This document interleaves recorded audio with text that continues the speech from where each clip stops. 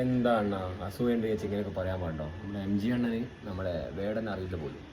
അപ്പോൾ എന്താ പറയുക, ഇപ്പോൾ മഞ്ഞുമൽ ബോയ്സ് സിനിമയെ പാടി, അതേപോലെ കൊണ്ടൻ സിനിമയിലൊക്കെ പാടിയ റാപ്പർ വേടൻ അറിയാത്തവർ ചുരുക്കമാണ്. ഏതൊരു കൊച്ചു കുട്ടിയോട് ചോദിച്ചു കഴിഞ്ഞാലും വേടൻ അറിയാം. ഇന്നത്തെ ജനറേഷനോട് എം ജി ശ്രീകുമാർ ആരാന്ന് വെച്ച് കഴിഞ്ഞാൽ അറിയേണ്ടതാണ്. കാരണം പണ്ടിപ്പോൾ കുറേ സിനിമകൾ പാടിയിട്ടുണ്ടായിരുന്നു പണ്ട്.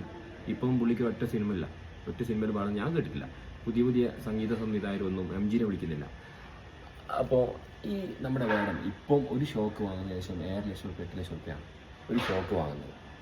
അപ്പോൾ ഇപ്പോൾ കേസ് വന്നതിന് ശേഷം ഒരുപാട് ആൾക്കാർ ചെക്കനെ അറിയുന്നുണ്ട്. കാരണം കഞ്ചാവ് കേസിൽ കുടുങ്ങി ചെക്കനെ പുറത്തിറങ്ങി. കഴിഞ്ഞ ദിവസം ഒരു വീഡിയോ ഇട്ടിരുന്നു. അപ്പോൾ അസൂയ ഉണ്ട് വെച്ചിട്ട് ഇങ്ങനെയൊന്നും പറയരുത് കേട്ടോ. നമ്മൾ എം ജി എണ്ണ ലാസ്റ്റ് ന്യൂസിൽ വന്നത് ഏതൊരു കായലിലേക്കാണ്, കൊച്ചി കായലിലേക്കാണ്.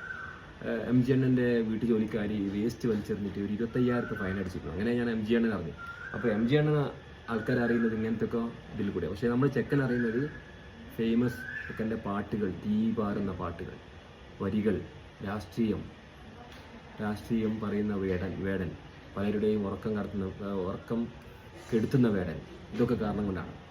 അപ്പോൾ ചെക്കൻ്റെ പുതിയൊരു പാട്ട് വന്നിട്ടുണ്ട്, മോനോലോവ. അപ്പോൾ എല്ലാവരും കാണുക. അപ്പോൾ എം ജി അണ്ണന് പിന്നെ ഏതെങ്കിലും റിയാലിറ്റി ഷോ പോയിട്ട് എന്താ പറയുക, ടെമ്പോ കുറവാണ്, ബ്രീത്ത് കുറവാണ്, സംഗതി വന്നില്ല എന്ന് പറഞ്ഞാൽ മതി, കായിട്ടു. പക്ഷെ നമ്മൾ ചെക്കനാണല്ലോ, ചെക്കൻ കഷ്ടപ്പെട്ട് വളർന്നു വന്നേക്കനാണ്.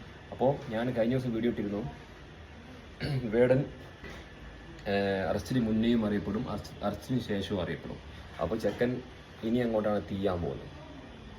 ഓക്കെ, കലാഭവൻ മണിക്ക് ശേഷം കേരളം